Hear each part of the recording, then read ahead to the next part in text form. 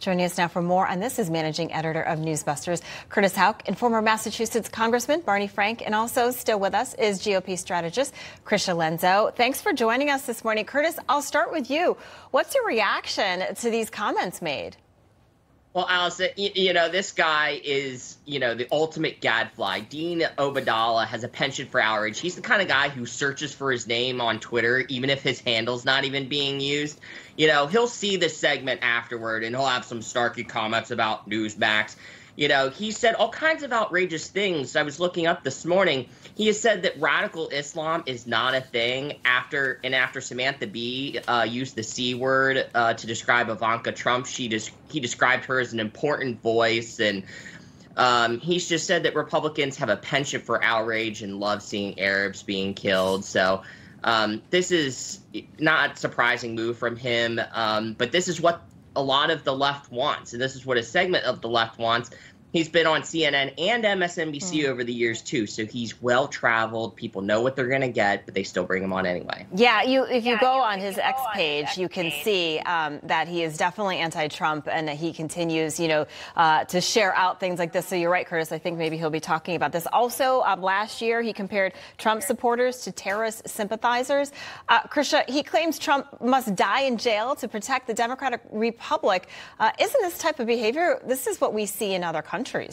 It's exactly what we see in communist countries specifically, and to want our former president in jail, to die in jail, it's just really incredibly horrific. It's a horrific statement, but more importantly, he's a so-called journalist, and how are we to believe anything that's going to be coming out of his mouth thus going forward? We can't. I mean, that's the bottom line, and I'm sure he touts his journalistic ethics, but realistically, to even compare people who support Donald Trump to 9/11 sympathizers, it's disgusting. As we just had 9/11 yesterday, it's outrageous. I'm so outraged by this. And even going forward, I think that to take any of his words seriously, it's ridiculous. Yeah, you have to wonder if, a Republican said this or somebody on, a different type of media outlet, the type of press they would get.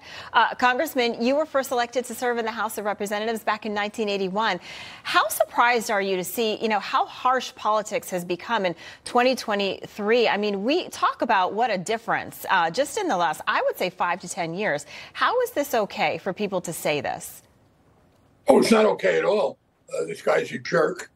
And I agree that I don't know whether he really believes this or he just says this because he wants to become somewhat more prominent.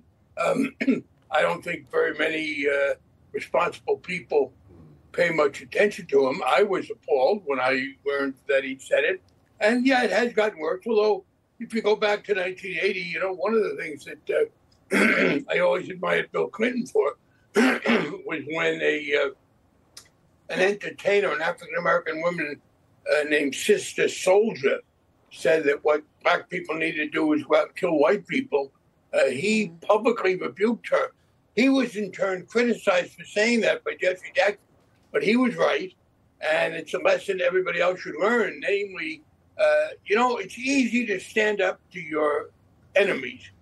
What takes integrity in politics is to stand up to your allies, the people who might be seen as your friends when they behave outrageously. So, yeah, there should be widespread condemnation from those of us on the left for this kind of outrageous statement.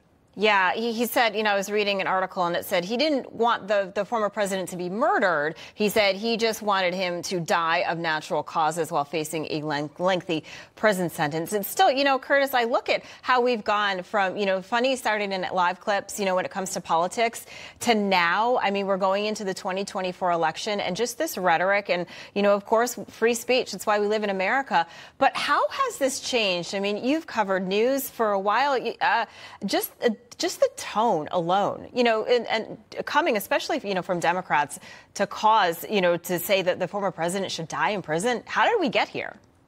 You're exactly right. Just because you have free speech and First Amendment rights doesn't mean you should say it. It's just like you give advice to people that are coming up. You always say, you don't have to comment on Twitter or X about everything. It's kind of the same sort of thing.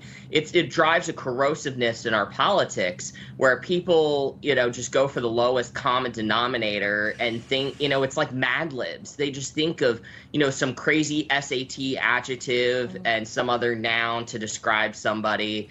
It's just ridiculous. MSNBC last year suggested Elise Stefanik was a piece of turd in Donald Trump's golden toilet. Michael Steele, I believe, was the one who said that, or somebody. He was a panelist with somebody who have said that, and everybody just kind of chuckles along, and you're like, wait a second, how is that kind of thing okay? Yeah. But it's what drives ratings a lot, on a lot of parts of cable news, unfortunately. Yeah, I always think we're adults here, and kids learn from us and people watch, and we're supposed to set the examples, and yet we have adults saying things like this. Krysia, just a couple of seconds. We saw yesterday a protester stormed into the Speaker of House Kevin McCarthy's office to protest, but we're not really seeing this. We're not seeing this on a lot of the media outlets. They're not saying, look, these people should spend life behind bars. We're not seeing it for that very specific reason, in that it's rules for thee, not for me, and that the Democrats have a different standard. I mean, clearly those who are protesting Kevin McCarthy's office would likely be of a different political persuasion, and it's the same if a Republican were to go out and say Joe Biden should be killed or die in jail, as you mentioned. It's a different situation for them. So it's very unfair, but I'm glad we're talking about it because it's necessary. We have to show both sides, and in this case too. I totally agree with Barney Frank and that the rhetoric is out of control, and it's important to critique those on your own side. Absolutely. All right. Curtis, Barney Frank, Krysia Lenzo, thank you so much. Appreciate it. Great conversation today.